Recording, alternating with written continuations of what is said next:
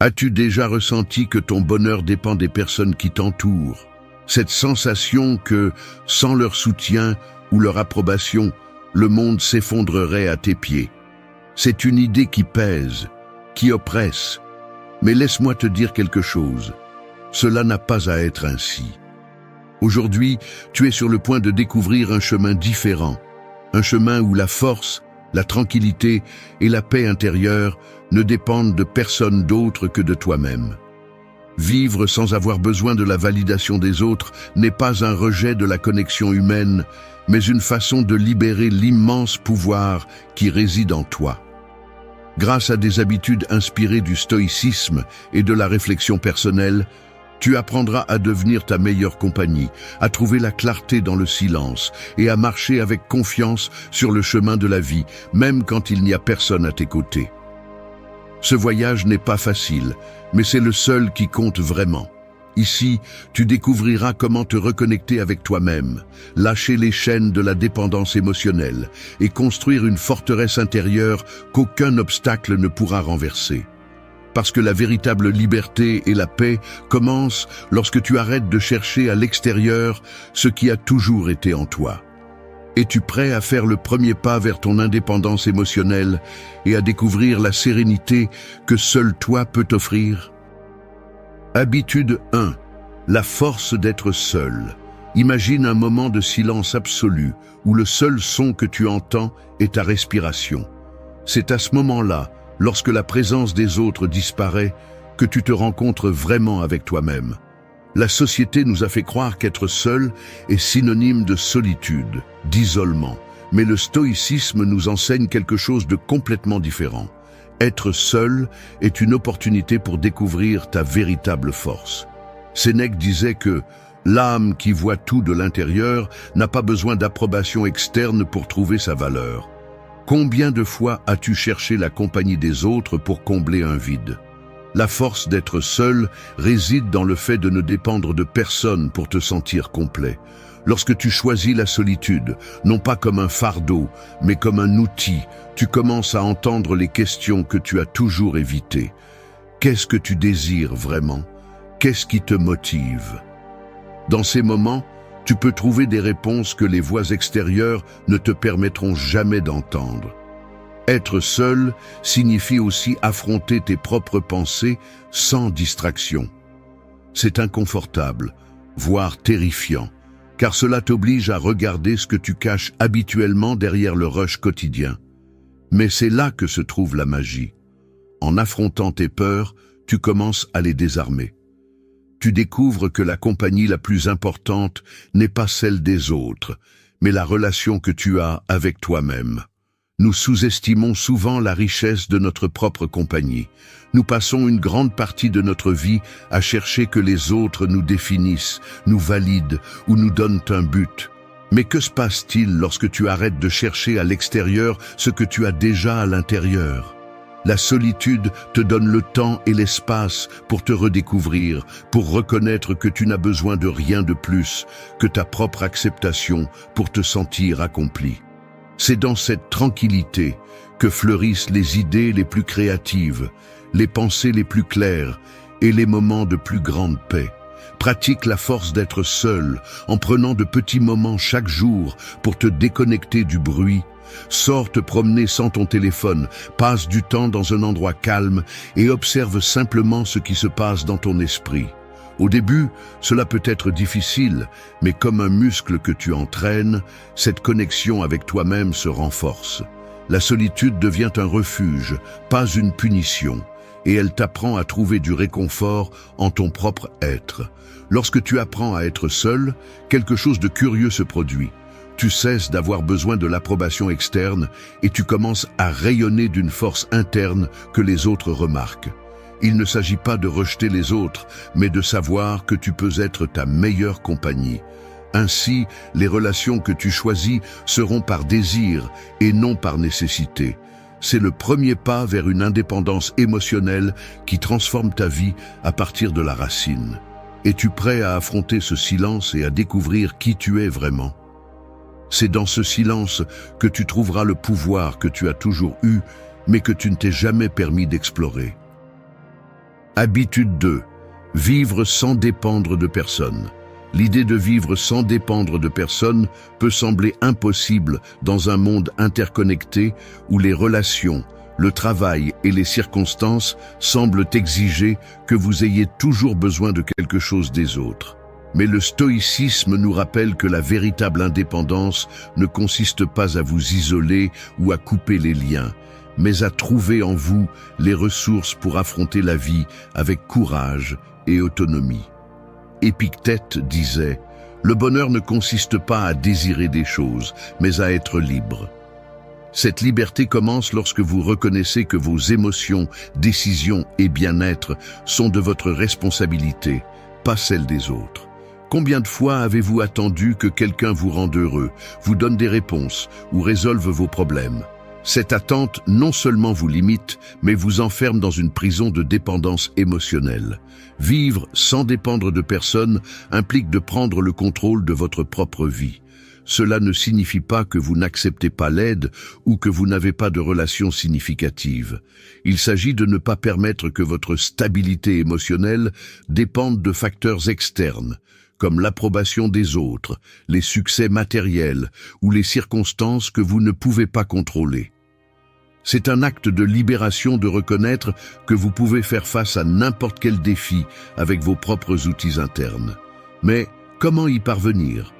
D'abord, vous devez construire une base solide de confiance en vous. Cela commence par de petites actions quotidiennes qui démontrent votre capacité à résoudre des problèmes et à prendre des décisions. Chaque fois que vous relevez un défi par vous-même, vous renforcez cette indépendance qui vous rend moins vulnérable aux attentes externes. Il est également important d'apprendre à identifier ce qui vous lie aux autres. Cela peut être la peur du rejet, le besoin de validation ou le désir d'être accepté. En reconnaissant ces schémas, vous pouvez commencer à les défaire. De plus, cultiver une mentalité d'autosuffisance ne signifie pas rejeter la connexion avec les autres, mais la choisir à partir d'un lieu de force, pas de manque. En ayant besoin de personne pour vous sentir complet, vos relations se transforment. Elles cessent d'être des transactions émotionnelles et deviennent des liens authentiques, basés sur le respect mutuel et l'authenticité. Pratiquement, vous pouvez commencer par vous interroger. Combien de mon bien-être dépend de choses qui sont hors de mon contrôle? Que puis-je faire aujourd'hui pour me sentir plus fort sans attendre quoi que ce soit des autres? Peut-être est-ce apprendre quelque chose de nouveau, prendre des décisions par vous-même ou simplement accepter qu'il est bon d'être seul avec vos pensées. La véritable indépendance émotionnelle est un cadeau que vous vous faites à vous-même. Cela ne signifie pas que vous n'avez jamais besoin des autres, mais que votre bonheur et votre paix intérieure ne dépendent pas de leur présence, de leurs paroles ou de leurs actions. Vivre sans dépendre de personne est un acte d'amour envers soi-même qui transforme la façon dont vous vous reliez au monde. Êtes-vous prêt à être la racine de votre propre stabilité? C'est un chemin qui, bien que difficile, vous mènera à une vie plus authentique et épanouissante. Habitude 3. Trouve la paix en toi. Dans un monde rempli de distractions et de chaos, la recherche de la paix intérieure peut sembler une mission impossible. Mais s'il y a une chose que les stoïciens comme Marc Aurèle ont enseignée, c'est que la véritable tranquillité ne vient pas de l'extérieur, mais de ta capacité à trouver le calme en toi-même. Cette habitude ne t'aidera pas seulement à faire face aux défis quotidiens, mais te permettra aussi de vivre avec une sérénité qui ne peut être perturbée par les circonstances extérieures. Marc Aurèle a écrit « Le bonheur de ta vie dépend de la qualité de tes pensées ». Cette phrase est une boussole pour quiconque souhaite trouver la paix intérieure. Tes pensées sont le filtre à travers lequel tu perçois le monde. Si tu permets qu'elles soient remplies d'inquiétude, de peur ou de négativité, tu expérimenteras inévitablement de l'agitation. C'est pourquoi cultiver la paix commence par observer ce qui se passe dans ton esprit et prendre le contrôle de cela. La paix intérieure ne signifie pas l'absence de problèmes, mais la capacité de les affronter sans perdre ton équilibre. Pour y parvenir, tu dois d'abord apprendre à accepter ce que tu ne peux pas contrôler. Combien de fois t'es-tu inquiété pour des choses qui sont hors de ta portée? La vérité est que tu ne peux pas contrôler les actions des autres, les opinions externes, ni les revirements inattendus de la vie. Mais ce que tu peux contrôler, c'est ta réaction face à eux. Consacre du temps chaque jour à réfléchir à tes pensées. Cela n'a pas besoin d'être compliqué. 10 minutes de silence suffisent pour observer ton esprit. Demande-toi, est-ce que je nourris ma tranquillité ou est-ce que je laisse le chaos externe prendre le dessus sur moi? Pratique la gratitude pour ce que tu as dans le présent, au lieu de t'obséder sur ce qui te manque.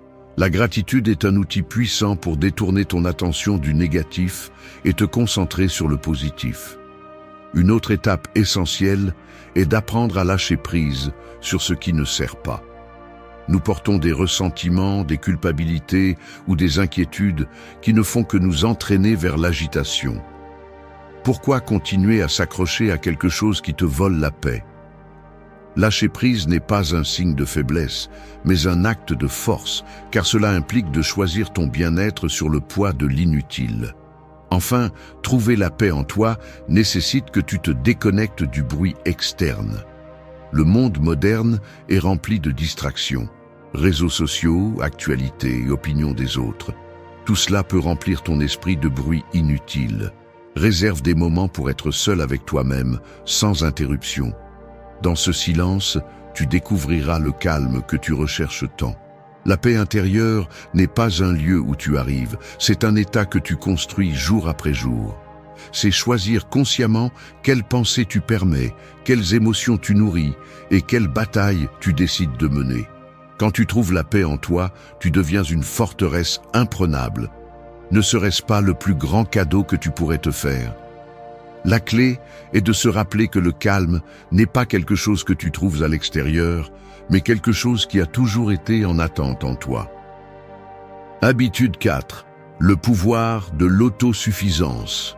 L'autosuffisance n'est pas seulement une vertu, c'est une déclaration de liberté. C'est le pouvoir de savoir que, quoi qu'il arrive, tu as en toi les ressources nécessaires pour affronter la vie. Le stoïcisme nous enseigne que la véritable force ne provient pas de ce que tu possèdes, des personnes qui t'entourent, ni des circonstances, mais de ta capacité à dépendre uniquement de toi-même.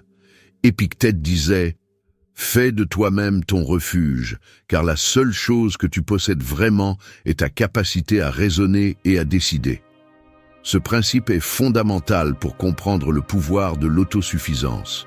Il ne s'agit pas de rejeter les autres, mais de ne pas les transformer en base de ta stabilité. Combien de fois as-tu ressenti que sans quelque chose ou quelqu'un, tu ne pourrais pas continuer? Cette dépendance non seulement te limite, mais te rend également vulnérable à des facteurs externes qui sont hors de ton contrôle. L'autosuffisance commence par l'acceptation que tu es suffisant tel que tu es. Tu n'as pas besoin de plus pour être complet, car en toi existe déjà tout ce qui est nécessaire pour prospérer. Mais cette habitude implique aussi de l'action, apprendre de nouvelles compétences, renforcer ta confiance en tes propres décisions et cultiver une mentalité de croissance continue. Chaque petit pas vers l'indépendance renforce ta capacité à te soutenir, même dans les moments les plus difficiles. Vivre de manière autosuffisante ne signifie pas vivre isolé ou éviter l'aide des autres. Au contraire, cela signifie que, même lorsque tu acceptes du soutien, tu le fais à partir d'un lieu de force, pas de besoin. Cela transforme tes relations, car tu ne dépends plus émotionnellement des autres pour te sentir en sécurité ou valorisé. Au lieu de cela, tu deviens quelqu'un qui apporte, pas quelqu'un qui a constamment besoin. Le pouvoir de l'autosuffisance réside aussi dans l'apprentissage à être ta plus grande source de motivation. Beaucoup de personnes attendent qu'un élément externe les inspire ou les pousse, mais lorsque tu développes cette habitude, tu te rends compte que tu n'as pas besoin d'un stimulus externe pour agir. Tu es capable de te lever et d'avancer parce que tu reconnais que le seul responsable de ta vie, c'est toi-même. Une pratique qui peut t'aider à cultiver l'autosuffisance est de prendre du temps pour réfléchir à tes réussites. Combien de fois as-tu fait face à des défis et les as-tu surmontés? Chacune de ces expériences est une preuve de ta capacité. Écris-les, révise-les et laisse-les devenir des rappels de ta force et de ta capacité.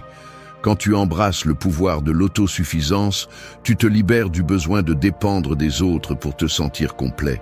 Cela ne signifie pas que tu ne formes pas de liens, mais que ces liens ne déterminent pas ta valeur ni ta stabilité. L'autosuffisance est l'ancre qui te maintient stable, peu importe comment soufflent les vents de la vie. Que fais-tu aujourd'hui pour renforcer ta capacité à te soutenir? C'est dans cette question que commence ta transformation vers une vie de véritable force et indépendance. Habitude 5. Le silence, ton meilleur allié. Nous vivons dans un monde où le bruit semble être la norme. Des opinions constantes, des conversations sans direction, des notifications interminables. Cependant, le stoïcisme nous enseigne quelque chose de profondément précieux.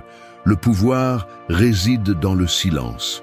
Il ne s'agit pas seulement de taire tes paroles, mais de calmer ton esprit et d'apprendre à écouter ce qui compte vraiment. Marc Aurèle a écrit « Replie-toi sur toi-même, car en toi se trouve la source du bien, qui jaillira continuellement si tu ne cesses de creuser. » Cette réflexion nous invite à regarder en nous, à chercher des réponses dans le calme, plutôt que dans le tumulte extérieur. Combien de fois as-tu parlé sur l'impulsion du moment et ensuite tu as regretté? Ou combien de fois le bruit des autres a-t-il étouffé tes propres pensées? Le silence, lorsque tu le cultives, devient un refuge qui renforce ta clarté et ta paix intérieure. Le silence ne te protège pas seulement des erreurs impulsives, mais il te donne aussi l'espace pour réfléchir. Lorsque tu choisis le silence, tu permets que les paroles des autres se révèlent telles qu'elles sont, sans être déformées par tes réactions immédiates. Écouter attentivement, plutôt que de parler sans réfléchir, est une compétence puissante qui peut transformer tes relations et ta perception du monde. Mais le véritable silence ne se limite pas à l'extérieur. Il s'agit aussi de faire taire le bruit à l'intérieur de ton esprit. Ces pensées constantes qui se disputent ton attention, qui te remplissent de soucis, de doutes ou de peur. Apprendre à les faire taire ne signifie pas les ignorer, mais les observer calmement et décider lesquels méritent ton énergie. La méditation ou la simple pratique de la présence dans l'instant sont des outils efficaces pour atteindre cet état de tranquillité intérieure. Le silence te permet également d'observer le monde avec plus de profondeur. Dans un moment de calme, tu peux remarquer des choses que le bruit avait l'habitude de cacher. La beauté d'un paysage, l'émotion derrière les paroles de quelqu'un, ou même la solution à un problème qui semblait insoluble. Le silence te connecte au présent et à une clarté que nous trouvons rarement dans le chaos. Cultiver l'habitude du silence ne signifie pas t'isoler ou te réprimer. Il s'agit de choisir tes mots avec sagesse, de ne pas gaspiller d'énergie dans des conversations qui n'apportent rien et de trouver des moments quotidiens pour te déconnecter du bruit extérieur. En le faisant, tu découvriras que le silence n'est pas seulement un lieu de repos, mais aussi une source de pouvoir et de renouveau. Lorsque tu adoptes le silence comme ton allié, tu développes une force intérieure que les autres remarqueront. Tes paroles, au lieu d'être nombreuses, seront significatives. Tes pensées, au lieu d'être chaotiques, seront claires. Et ta vie, au lieu d'être remplie de bruit inutile, sera marquée par la paix. Que se passerait-il si aujourd'hui tu choisissais de faire du silence une partie essentielle de ta vie? Peut-être découvriras-tu que dans ce vide apparent se trouve tout ce dont tu as réellement besoin. Habitude 6. Brille par toi-même. Dans un monde où tant de gens cherchent une validation externe, se démarquer par ses propres mérites et à partir de son essence est un acte révolutionnaire. Briller par soi-même n'est pas une question d'arrogance ou d'égoïsme, mais d'authenticité. C'est embrasser ta lumière intérieure et la laisser éclairer ton chemin sans dépendre de l'approbation ou de la reconnaissance des autres. Les stoïciens nous rappellent que la vraie grandeur n'a pas besoin de témoins. Marc Aurèle a écrit « Tu n'as pas besoin de l'admiration des autres, il suffit que tu sois ton meilleur juge ». Cet enseignement nous défie de réfléchir. Combien de ce que nous faisons est pour nous-mêmes et combien est pour impressionner ou plaire aux autres? Vivre avec l'intention de briller de l'intérieur exige que tu te libères de ce besoin constant d'approbation qui consomme ton énergie et te déconnecte de ton vrai moi. Briller par toi-même commence par l'acceptation de qui tu es, avec tes forces et tes imperfections. Quand tu te reconnais pleinement, tu arrêtes de chercher dans les autres la validation que tu devrais déjà te donner à toi-même. C'est une déclaration d'indépendance émotionnelle. Tu n'as pas besoin d'applaudissements parce que tu sais que la valeur de ce que tu fais ne dépend pas de l'opinion des autres. Cependant, cela ne signifie pas que tu ignores les autres ou que tu deviens indifférent à leurs besoins.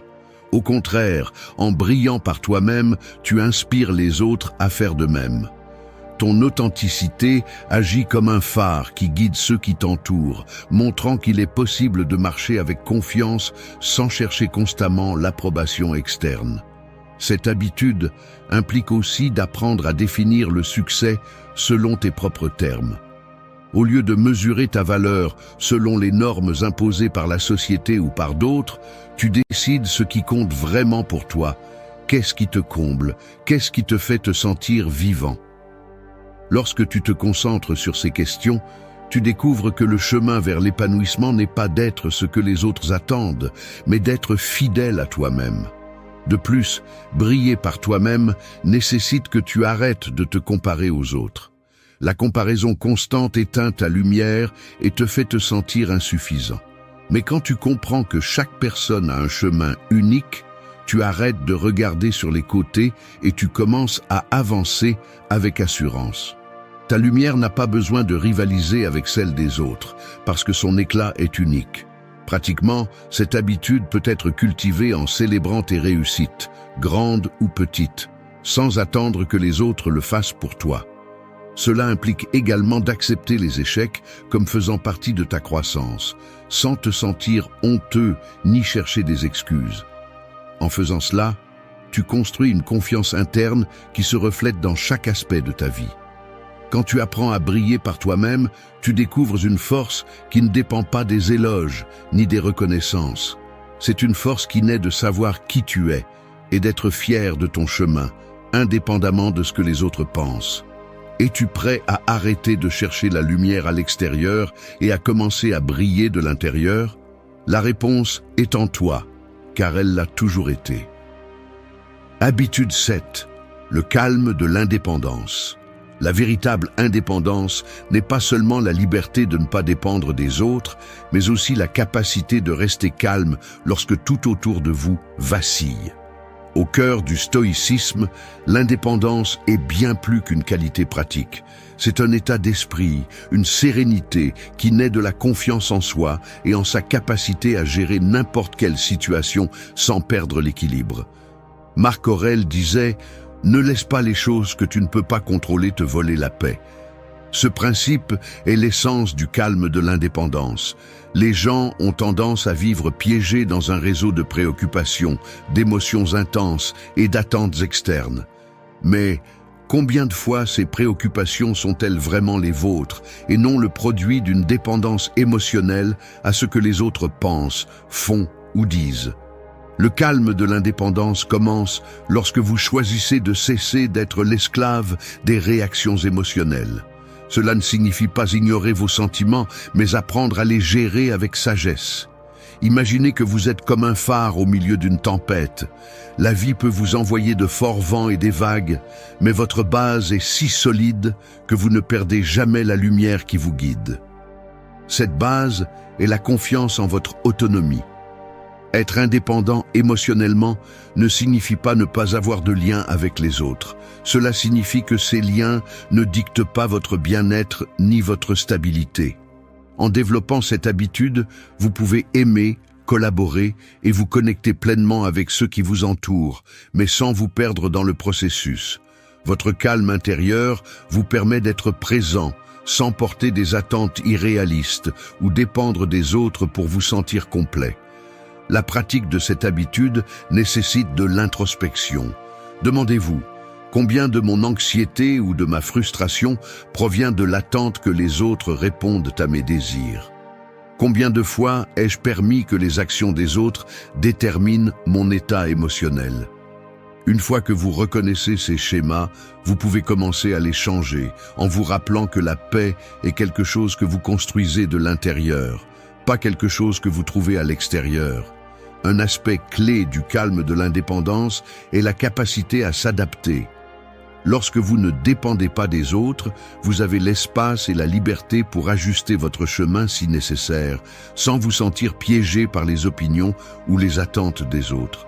C'est dans cette flexibilité que vous trouvez la véritable force pour affronter la vie avec sérénité.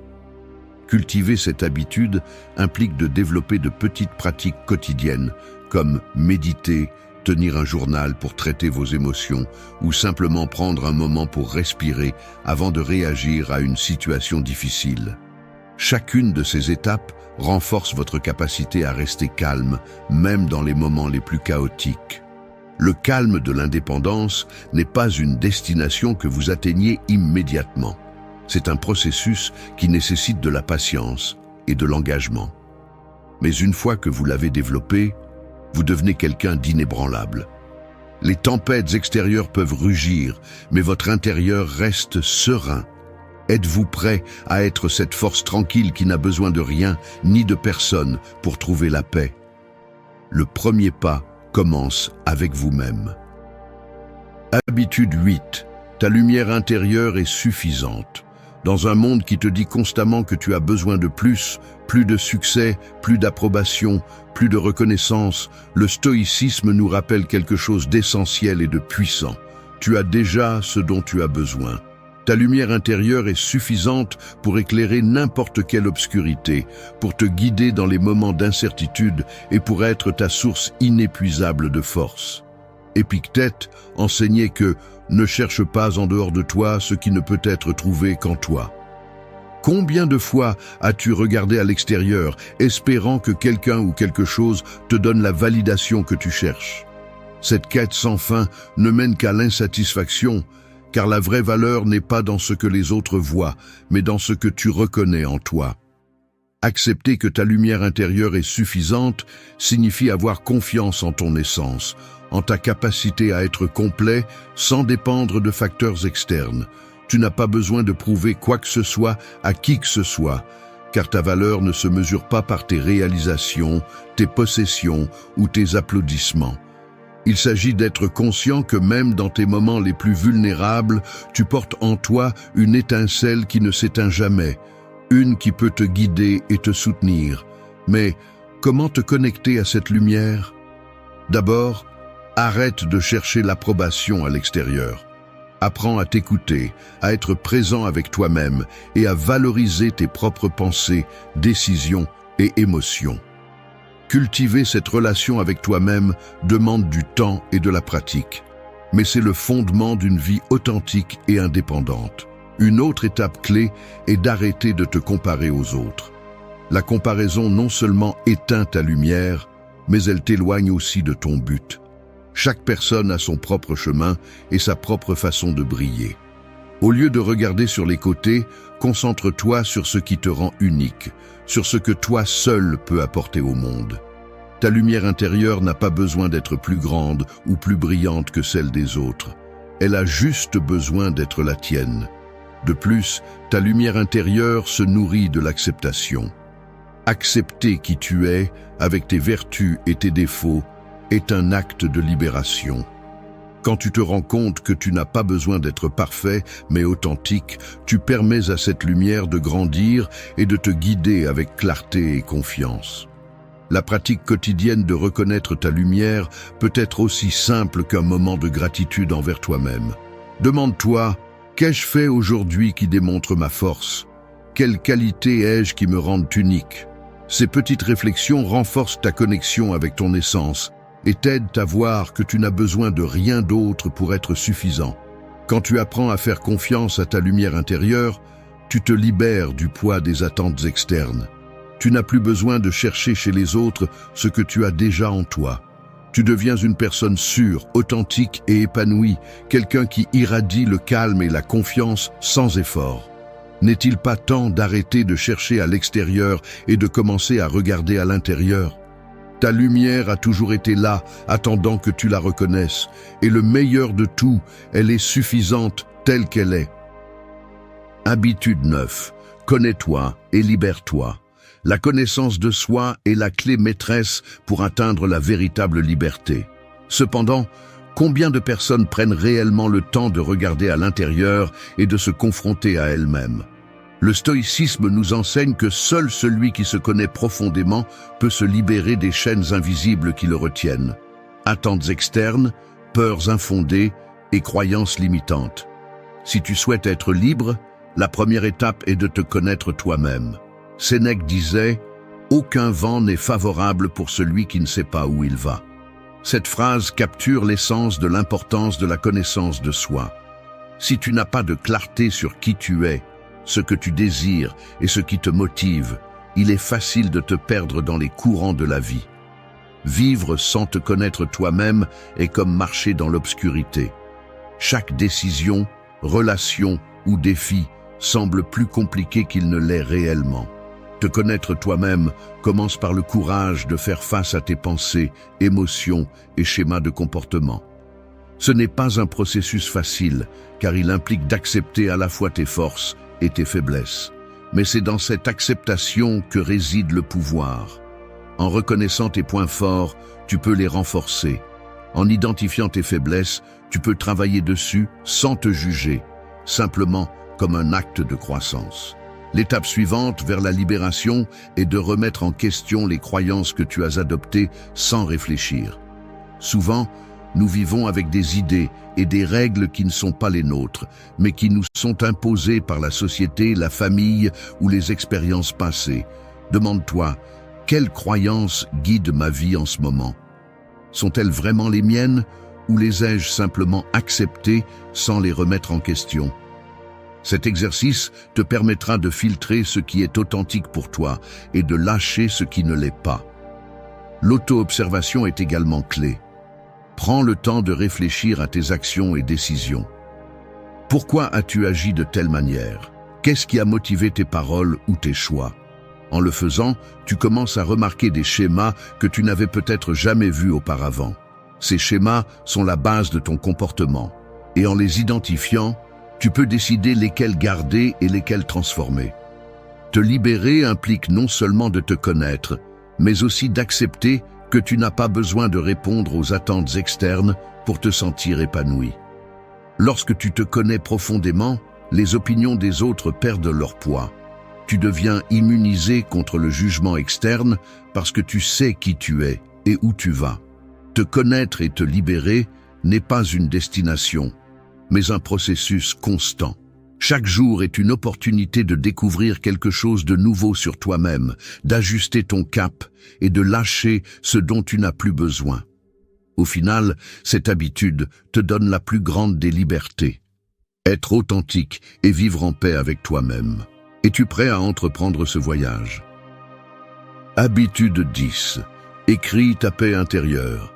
L'écriture est bien plus que des mots sur du papier. C'est un pont vers ton esprit, un miroir où tu reflètes tes pensées les plus profondes et un outil puissant pour trouver la clarté et la tranquillité. Dans le stoïcisme, écrire n'était pas seulement un exercice, mais une pratique essentielle pour cultiver la paix intérieure. Marc Aurèle, dans ses méditations, n'écrivait pas pour les autres, mais pour lui-même, comme un acte d'auto-exploration et de croissance personnelle. Quand tu décides d'écrire ta paix intérieure, tu prends le contrôle de tes pensées et émotions. Nous vivons dans un monde où l'esprit est constamment rempli de bruit, inquiétude, attente, peur. Mettre ces pensées en mots te permet de les organiser, de les comprendre et, dans de nombreux cas, de les lâcher. Écrire, c'est comme vider un sac à dos rempli de pierres pour ne garder que l'essentiel. La pratique de l'écriture ne requiert pas de complexité. Tu peux commencer par une simple question. Comment me sens-je aujourd'hui? Cet acte apparemment simple ouvre la porte à des réflexions plus profondes. Peut-être découvriras-tu quelque chose que tu n'avais pas remarqué, une peur cachée, une émotion non traitée, ou même une gratitude que tu avais négligée. L'écriture te permet d'explorer ces coins de ton esprit qui sont souvent relégués dans la précipitation quotidienne. De plus, écrire sur tes inquiétudes peut t'aider à leur enlever du pouvoir. Quand quelque chose t'accable, le mettre en mots le rend tangible et gérable. Tu peux voir la situation sous un nouvel angle et trouver des solutions qui semblaient auparavant invisibles. C'est aussi un espace sûr où tu peux exprimer tes pensées les plus vulnérables sans craindre le jugement des autres. Mais écrire ne concerne pas seulement le traitement du négatif. C'est aussi un outil pour se concentrer sur le positif. Consacre quelques minutes chaque jour à écrire sur ce que tu apprécies, tes réussites, ou simplement quelque chose qui t'a fait sourire. Cette habitude renforce une mentalité de gratitude et de calme, t'éloignant de la négativité qui consomme souvent l'esprit. L'écriture est aussi une forme de dialogue avec toi-même. Elle te permet de te connaître, de comprendre ce qui te motive, ce que tu crains et ce que tu désires. C'est un espace où tu peux te remettre en question et trouver tes propres réponses. Ce processus d'introspection non seulement favorise la paix intérieure, mais renforce également ta confiance en toi. Enfin, écrire ta paix intérieure est un acte de création. Chaque mot que tu mets sur le papier est un pas vers un esprit plus calme et organisé. Peu importe si tu écris beaucoup ou peu, l'important est que chaque mot soit un reflet de toi. Que se passerait-il si tu prenais 5 minutes par jour pour écrire? Peut-être découvriras-tu que la paix que tu cherches à l'extérieur a toujours été en toi, attendant d'être écrite. As-tu déjà eu l'impression d'être coincé dans des relations qui, au lieu de te stimuler, te freinent? Ces liens qui, bien qu'ils devraient être un soutien, ne te remplissent que de culpabilité, de fatigue ou de frustration. Famille, amis, partenaires, personne n'est à l'abri de devenir un obstacle à ta paix et à ta croissance. Mais voici la vérité. Tu n'as pas à supporter des relations qui t'épuisent, aussi douloureux que cela puisse être de les lâcher. Aujourd'hui, tu découvriras les signes clairs de quand il est temps de poser des limites, de prioriser ton bien-être et, si nécessaire, de couper ces liens qui te tirent vers le bas. Ce n'est pas un sujet facile, mais c'est une conversation qui pourrait changer ta vie. 1. Tu as l'impression que tes décisions sont toujours critiquées. Avoir l'impression que tes décisions sont toujours critiquées peut être comme vivre sous une tempête constante. Chaque choix que tu fais, chaque pas que tu prends, semble être examiné et remis en question, comme si tes raisons n'étaient jamais suffisantes pour les autres. Cette situation, en plus d'être épuisante, peut miner ta confiance, te faisant douter même des pas que tu faisais auparavant avec certitude. Mais c'est là que la réflexion entre en jeu. Prends-tu des décisions pour plaire aux autres ou pour rester fidèle à ta propre essence? Marc Aurèle nous enseigne que nous ne pouvons pas contrôler les opinions des autres, mais que nous pouvons contrôler notre réaction face à elles. Si tu permets que les critiques constantes déterminent ta direction, tu confies les rênes de ta vie à des personnes qui ne parcourent pas ton chemin. Cela ne signifie pas ignorer les critiques constructives. Celles-ci peuvent être précieuses si elles viennent de personnes qui souhaitent sincèrement ta croissance. Cependant, lorsque la critique devient une habitude qui dévalorise tes décisions, il est temps de fixer des limites. Réfléchis aux intentions derrière ces mots. Critiquent-ils pour t'aider à t'améliorer ou simplement pour imposer leur point de vue? Sénèque disait qu'une vie sans réflexion ne vaut pas la peine d'être vécue. Et une partie de cette réflexion consiste à discerner quelles relations nous apportent et quelles relations nous enlèvent. Si ceux qui t'entourent ne peuvent pas respecter tes décisions, il est peut-être temps d'évaluer leur place dans ta vie. Couper les liens ne signifie pas toujours une rupture dramatique. Parfois, il s'agit simplement de décider quelle place tu donnes à ces personnes dans ton esprit et dans ta vie quotidienne. Épictète parlait de l'importance d'être les gardiens de notre paix intérieure. Laisser les autres la perturber avec des critiques constantes, c'est abandonner cette responsabilité. Il ne s'agit pas de t'éloigner avec ressentiment, mais de protéger ton bien-être avec calme et clarté. De plus, les critiques constantes peuvent être le reflet des insécurités de celui qui les formule. Souvent, les gens projettent leurs propres peurs et frustrations sur les autres, et tes décisions deviennent une cible facile. Ce n'est pas ton devoir de porter ces projections. Zénon de Citium, fondateur du stoïcisme, nous rappelle que vivre en harmonie avec la nature, c'est vivre selon notre propre raison et nos vertus. Lorsque tu suis ce chemin, tu n'as pas besoin de validation externe pour te sentir en paix. Pose-toi des questions honnêtes. Ces critiques m'aident-elles à grandir ou me font-elles simplement sombrer? Est-ce que je vis pour plaire aux autres ou pour être authentique avec moi-même? Les réponses te guideront vers des décisions plus alignées avec ton bien-être. Si tu découvres que ces critiques sont infondées, envisage de réduire le contact ou d'établir des limites claires. Ce n'est pas un acte égoïste, c'est un pas vers ta liberté émotionnelle. Enfin, rappelle-toi que ta valeur n'est pas déterminée par l'opinion des autres. Comme le disait Marc Aurèle, le bonheur de ta vie dépend de la qualité de tes pensées. Choisis de nourrir des pensées qui renforcent ta confiance et ta sérénité. Les critiques externes n'ont pas à te définir si tu choisis de marcher avec assurance et confiance sur le chemin que tu as tracé pour toi. 2. Ils minimisent tes problèmes ou tes réussites. Il y a des moments dans la vie où, avec espoir, tu décides de t'ouvrir à quelqu'un. Tu partages tes problèmes en espérant du réconfort, ou tu parles de tes réussites en cherchant un peu de célébration.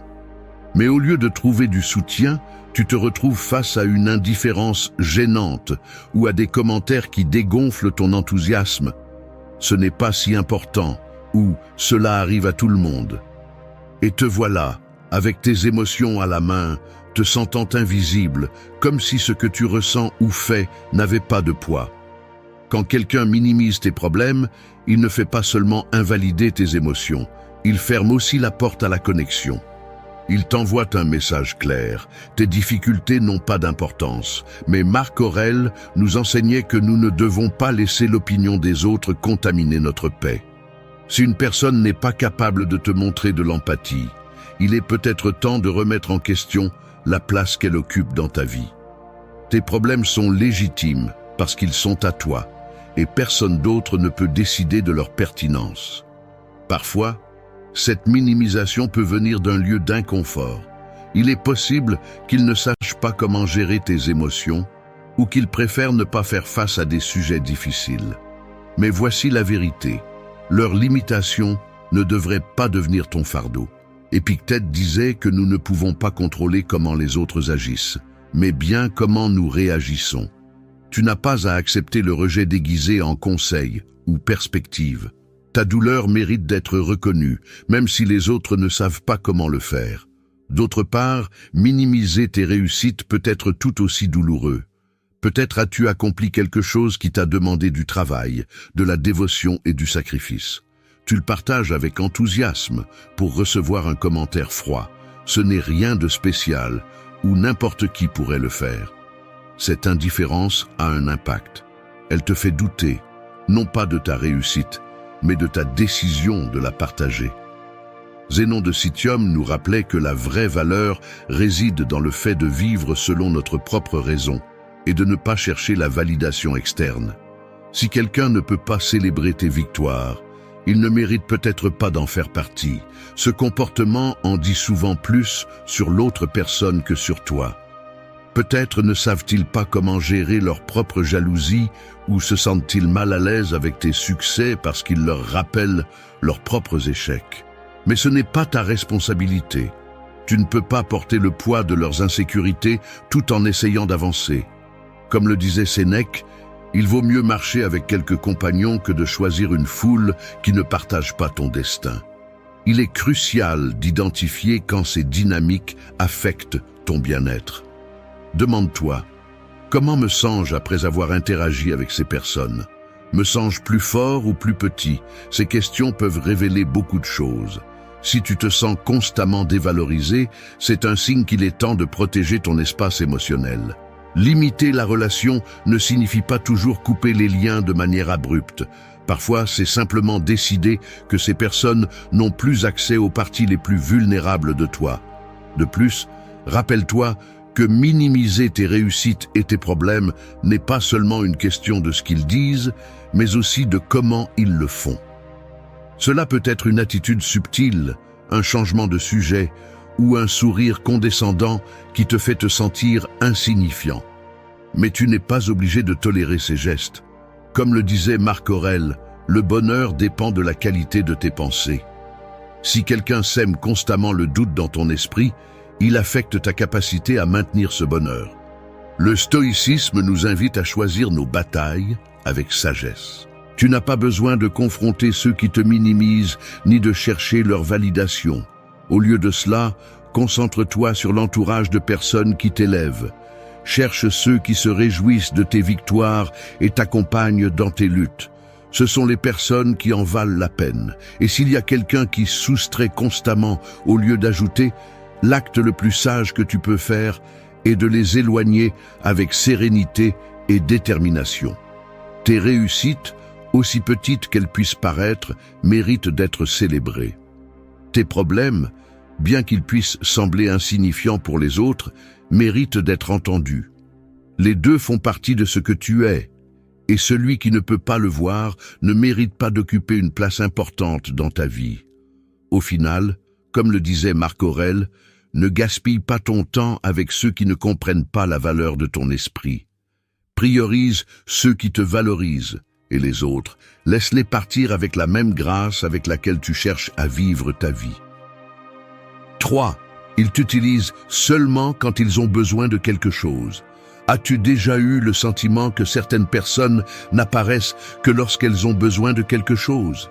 Comme si ta valeur se limitait à ce que tu peux leur offrir, que ce soit une faveur, un conseil ou simplement ton temps. Ce type de relation peut sembler inoffensif au début, mais avec le temps, il commence à t'épuiser. C'est comme être un puits auquel on vient toujours puiser de l'eau, mais jamais pour le remplir. Pourquoi permettons-nous cela?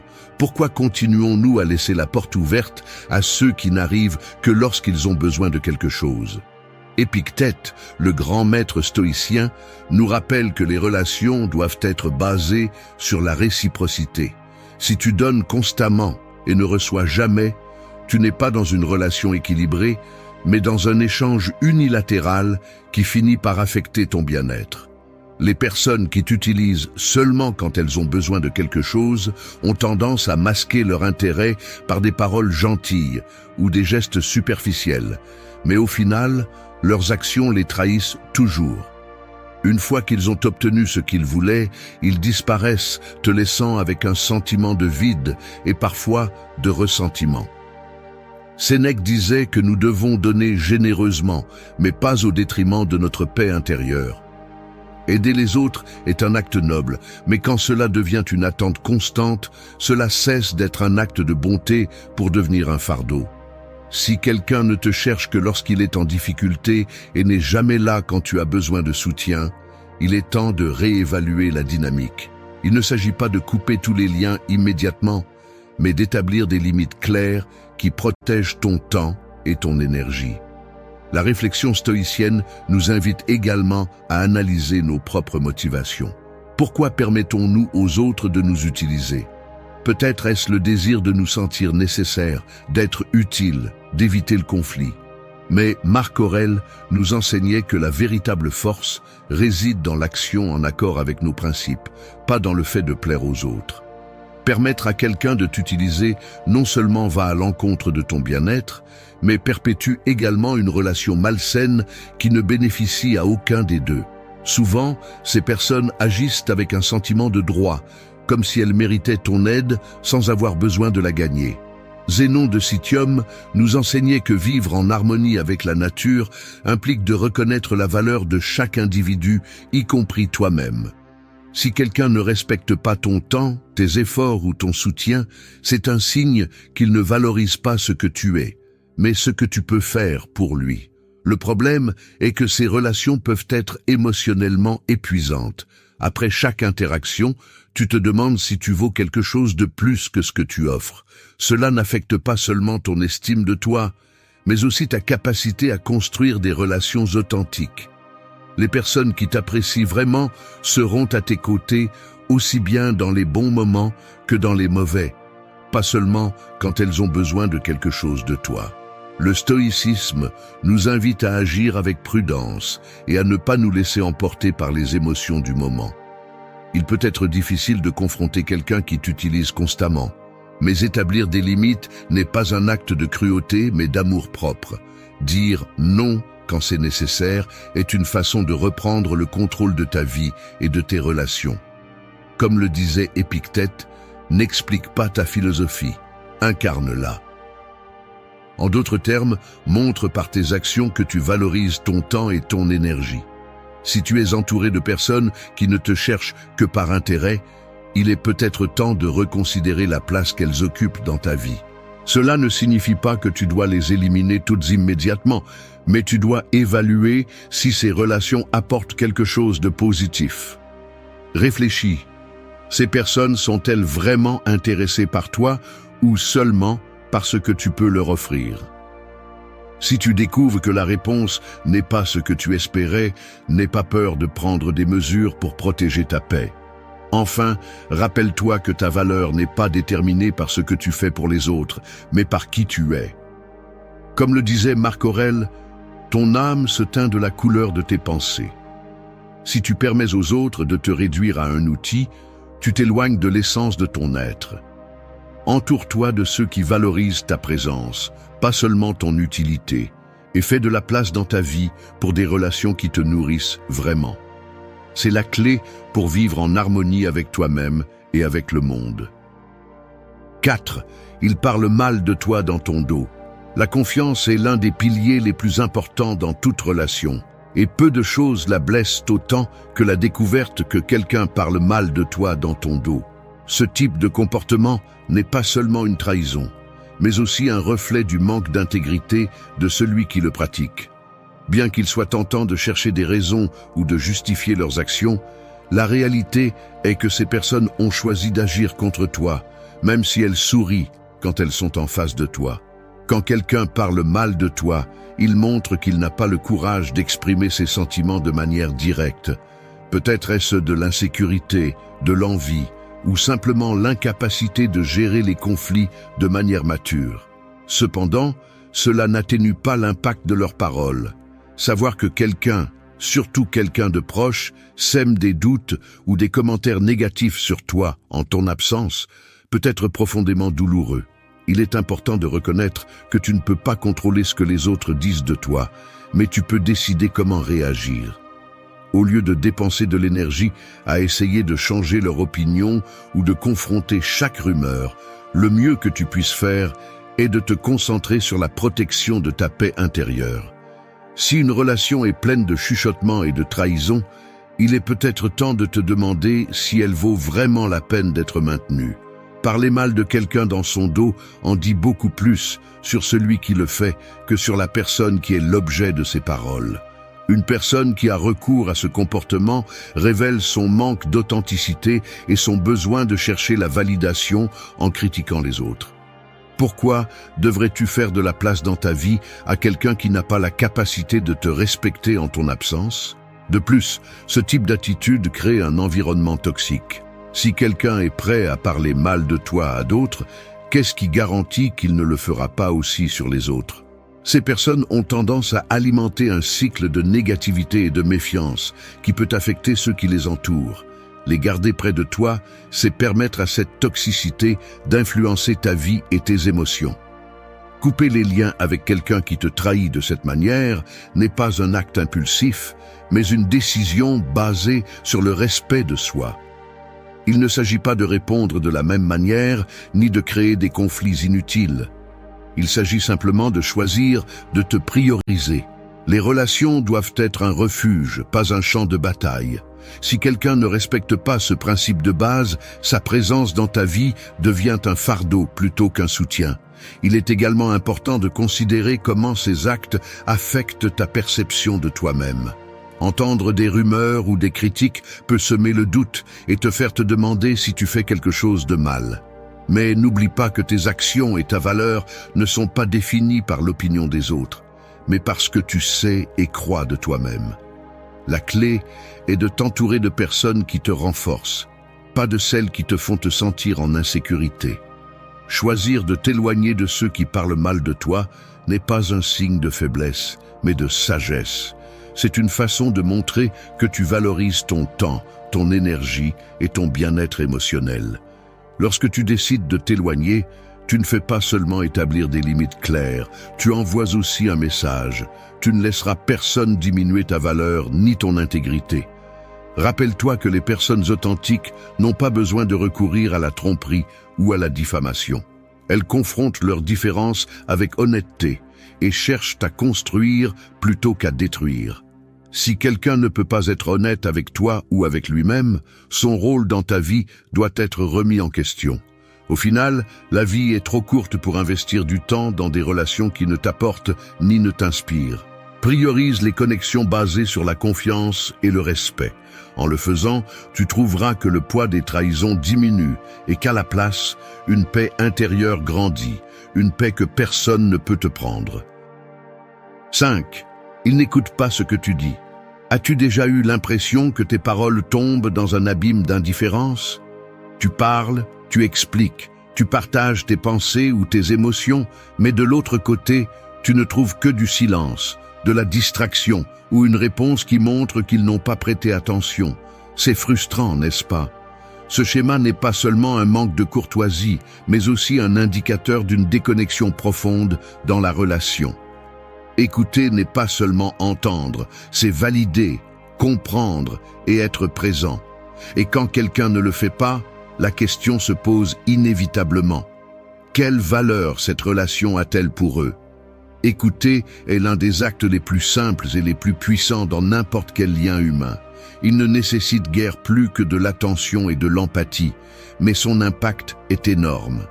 Quand quelqu'un t'écoute, il te fait te sentir valorisé, compris et surtout important. En revanche, quand on ne t'écoute pas, le message implicite est clair. Tes paroles, et peut-être toi-même, ne sont pas assez importantes.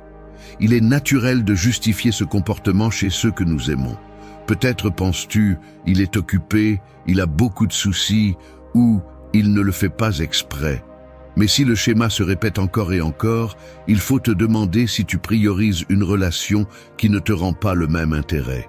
Nous avons tous des occupations, mais le respect mutuel implique de faire du temps pour ceux qui comptent, même au milieu du chaos quotidien.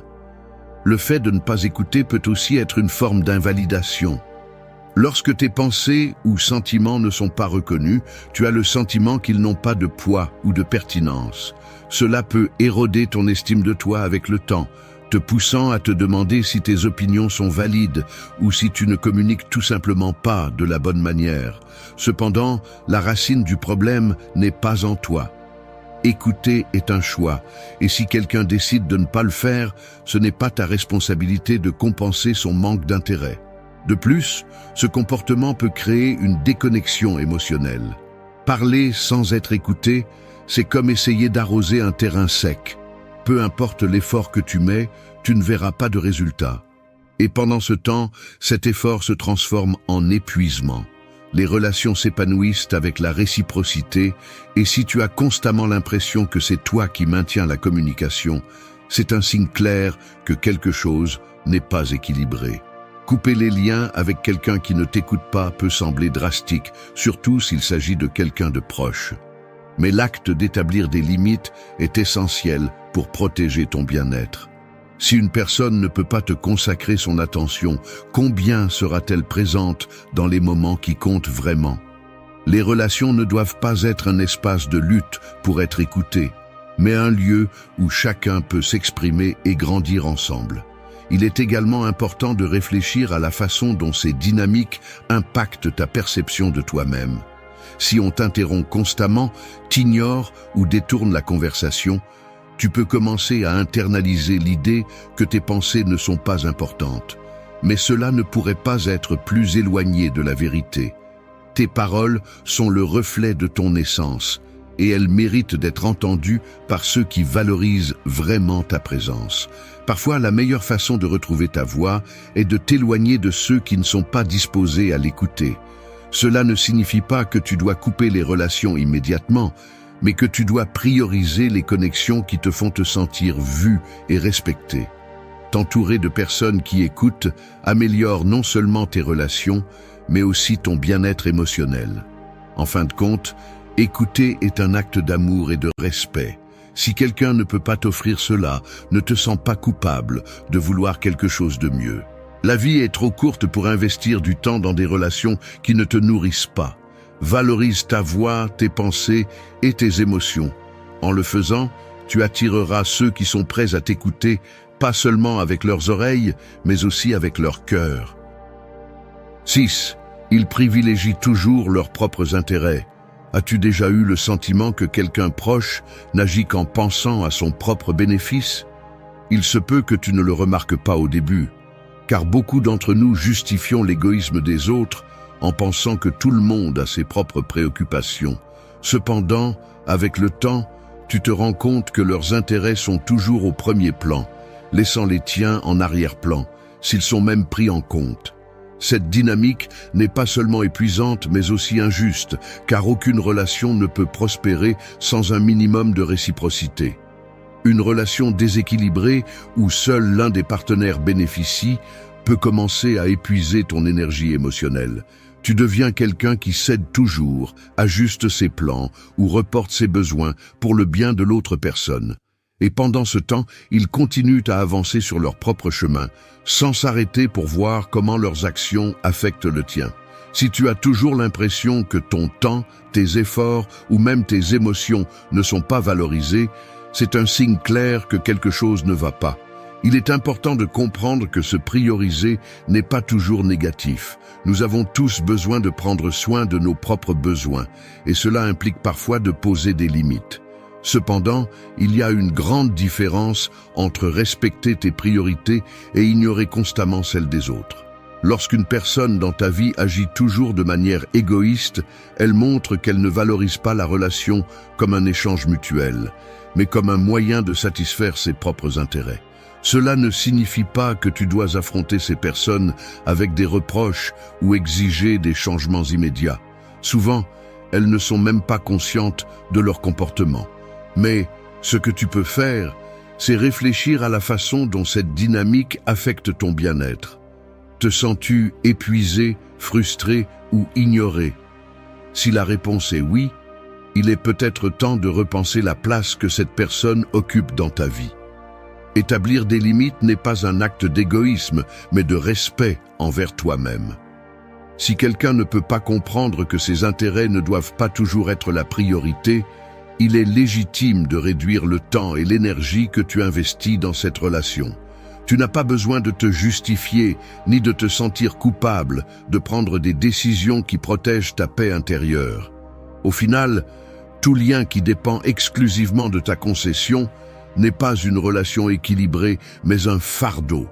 Le respect et la considération mutuelle sont essentiels pour toute relation saine. Si quelqu'un privilégie toujours ses intérêts sans montrer d'intérêt pour les tiens, c'est un signe que cette relation n'est pas construite sur des bases solides. Parfois, la meilleure façon de prendre soin de toi est de t'éloigner de ceux qui ne savent pas apprécier ce que tu offres. Parce que tu mérites d'être entouré de personnes qui comprennent que les relations ne sont pas seulement donner, mais aussi recevoir. 7. Ils encouragent les rivalités familiales. Les rivalités familiales sont l'une des dynamiques les plus destructrices qui peuvent exister au sein d'un cercle proche. Lorsqu'une personne encourage les divisions, compare constamment ou génère des conflits entre les membres de la famille, l'atmosphère se charge de tensions inutiles. Ce type de comportement ne blesse pas seulement les relations personnelles, mais peut aussi détruire la paix émotionnelle de ceux qui sont pris au piège au milieu. Ceux qui encouragent les rivalités le font souvent de manière subtile au début. Des commentaires comme « As-tu remarqué qu'un tel fait toujours les choses mieux ?» ou « Tu devrais apprendre de un tel » peuvent sembler innocents, mais ils sont chargés d'intentions de division. Ils nourrissent les insécurités et, pire encore, sèment le ressentiment là où il ne devrait pas y en avoir. Ce type de manipulation ne cherche pas à construire, mais à contrôler. Il ne cherche pas l'union, mais le pouvoir sur les relations des autres. Le problème est que ces dynamiques sont rarement évidentes au début. Vous laissez passer les commentaires en pensant qu'ils ne sont pas importants. Mais avec le temps, vous commencez à remarquer comment ils affectent la façon dont vous vous relatez aux autres membres de la famille. Les comparaisons constantes, les rumeurs et les insinuations finissent par créer une compétition inutile, là où il y avait auparavant de l'affection ou, au moins, du respect mutuel. Garder près de vous quelqu'un qui encourage les rivalités ne nuit pas seulement à votre relation avec cette personne, mais aussi à vos liens avec le reste de la famille. Petit à petit, vous vous rendez compte que les conversations deviennent tendues, les moments partagés perdent leur chaleur, et ce qui devrait être un espace de soutien se transforme en un terrain hostile. Que pouvez-vous faire face à cette situation? La première chose est de reconnaître le schéma. Tous les commentaires ne sont pas mal intentionnés, mais si vous remarquez une intention récurrente de comparer, de critiquer ou de diviser, il est temps d'agir. Il est essentiel d'établir des limites claires. Vous pouvez choisir de ne pas participer à des conversations qui encouragent les rivalités et, si nécessaire, de faire comprendre que vous ne tolérerez pas ce type de comportement. Parfois, s'éloigner des personnes qui encouragent les rivalités est la seule option pour protéger votre paix intérieure et vos relations avec les autres membres de la famille. Cela ne signifie pas que vous devez créer un conflit ou les affronter directement. Vous pouvez simplement choisir de limiter leur influence dans votre vie, de réduire le temps que vous passez avec eux et d'éviter de tomber dans leur jeu. Rappelez-vous que votre bien-être émotionnel est plus important que toute attente sociale ou familiale. Vous n'êtes pas obligé de maintenir des relations avec des personnes qui tentent constamment de créer des divisions dans votre vie. La famille n'est pas seulement un lien de sang, elle doit aussi être un espace de respect, de soutien et d'amour. Et si quelqu'un dans ce cercle ne peut pas offrir cela, il est légitime de remettre en question sa place dans votre vie. En fin de compte, choisir la paix plutôt que le conflit est un acte de force. Lorsque vous décidez de ne pas participer à des rivalités et que vous vous éloignez de ceux qui les encouragent, vous donnez la priorité à votre santé émotionnelle et à la possibilité de construire des relations plus saines avec ceux qui apprécient vraiment votre présence. Parce qu'au final, les connexions qui valent la peine sont celles qui vous inspirent, vous soutiennent et vous aident à grandir. 8. Il t'ancre constamment dans le passé. Nous portons tous un passé. Il est rempli de bons et de mauvais moments, de décisions qui nous ont marqués et de chemins que nous avons pris, parfois avec des doutes. Mais le passé ne doit pas être une chaîne qui nous empêche d'avancer.